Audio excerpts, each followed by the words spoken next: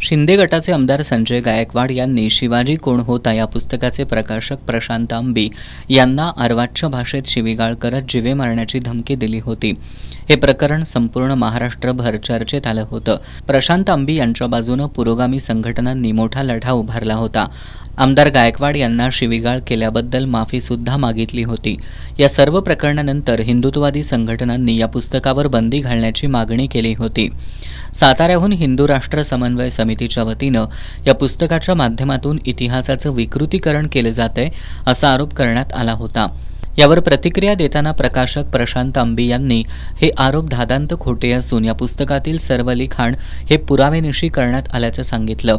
पुस्तकाचे लेखक ज्येष्ठ नेते स्वर्गीय कॉम्रेड गोविंद पानसरे यांनी छत्रपती शिवाजी महाराजांच्या बहुगुणांना पुढे आणण्याचं काम या पुस्तकाच्या माध्यमातून केल्याचं त्यांनी सांगितलं। या पुस्तकात इतिहास संशोधकांनी आधी शोधलेल्या गोष्टी एकत्रित मांडण्याचं काम पानसरे यांनी केलंय। यातील एक ओळ सुद्धा इतिहासाशी विसंगत नाही। पुस्तकाच्या पाठीमागं संपूर्ण संदर्भ सूची देण्यात आली आहे। त्यामुळे आरोप करणाऱ्यांवर आधी पुस्तक वाचावं आणि मग बोलावं असं खुलं आव्हान त्यांनी दिलंय।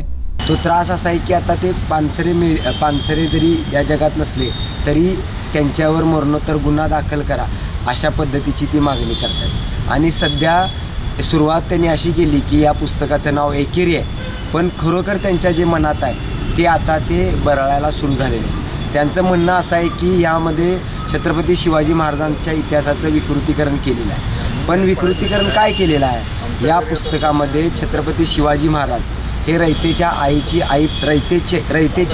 आईप्रमाणे काळजी घ्यायचे असं म्हटलेलं आहे। 18 पगड जातींना त्यांनी बरोबर घेतलं अशी मांडणी याच्यामध्ये। मग तुम्हाला नेमके कोणते शिवाजी महाराज अपेक्षित आहेत? तुम्हाला गोब्राह्मण प्रतिपालक असे शिवाजी महाराज अपेक्षित आहेत का अजून काय आहेत नेमकं तुमच्या डोक्यात ते क्लिअर बोला आणि मग तुम्ही या पुस्तकावर टीका करा। या पुस्तकामध्ये जी ओळ आहे, जे लिखाण आहे त्यातल्या ओळ आणि ओळला संदर्भ आहे। आज त्या पुस्तकाच्या 43 संदर्भ ग्रंथांची यादी दिलेली आहे। यातला एक शब्दसुद्धा पानसरेंनी नव्याने शोधून काढलेला नाही आहे, कारण की ते काही इतिहासकार नव्हते। ते क्लिअर भाषेमध्ये या पुस्तकाच्या प्रस्तावनेमध्ये असं म्हणतायत की जे काही इतरांनी शोधून ठेवलं आहे ते मी लिहिलं आहे, संदर्भ त्यांचे आहेत आणि मांडणी फक्त माझी आहे। त्यामुळे जे हे काही त्यांचे आरोप प्रत्यारोप सुरू आहेत हे धादांत खोटे आहेत। त्यामुळे त्यांनी व्यवस्थित हे पुस्तक वाचावं आणि जी 43 संदर्भ ग्रंथांची यादी आहे ते सगळे संदर्भ ग्रंथ त्यांनी वाचून घ्यावेत, त्याचं उत्तर त्यांना मिळून जाईल।